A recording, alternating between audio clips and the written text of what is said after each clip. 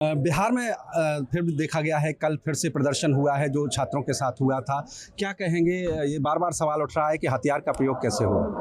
कि जो जिसने किया उसको तो सजा मिली है और उस पर ऊपर कार्रवाई भी हो रही है, लेकिन जिस वीडियो का सर फटा उसके भी अपने अधिकार हैं। जो वीडियो आज तक आईसीयू में भर्ती है उसके भी अपने अधिकार हैं। जिन लोगों की गाड़ियां तोड़ी गई हैं उनके भी अपने अधिकार हैं। जो लोग घायल हुए हैं उनके भी अधिकार हैं। सरकार सभी के साथ न्याय करना चाहती है। लेकिन जो बार बार आरोप लग रहे हैं सरकार पर कि गन का प्रयोग किया गया, गन दिखाया गया, उसका प्रयोग किया गया, उसको लेकर एक शॉट देखा है सभी ने और जिसने भी किया उसके ऊपर कार्रवाई हो रही है। तो कोई गलती करेगा तो उस पर कार्रवाई होगी, चाहे किसी भी पक्ष का हो। और बाकी एफआईआर तो हटा ही ली है सरकार ने। हम लोगों ने एफआईआर हटा लिया, लेकिन अगर कोई इंडिविजुअल व्यक्ति जो घायल हुआ है और अगर वह केस करेगा तो उस पर तो सरकार उसके हिसाब से कानून चलेगा। तो आप कह रहे हैं कि सरकार का इंटेंशन छात्रों को लेकर ठीक है, लेकिन जो हिंसा करेगा उसके खिलाफ करो। बिल्कुल, सभी छात्रों पर कोई केस नहीं हुआ है, लेकिन अगर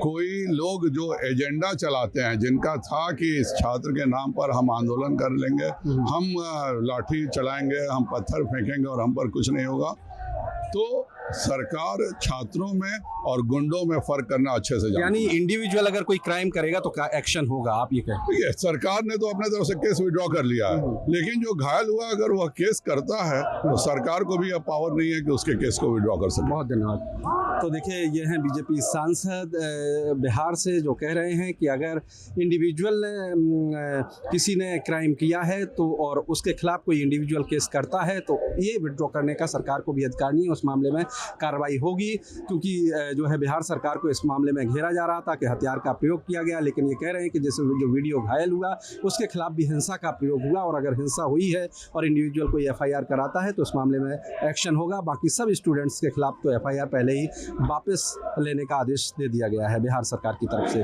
ब्रह्म प्रकाश दुबे, जी मीडिया, दिल्ली।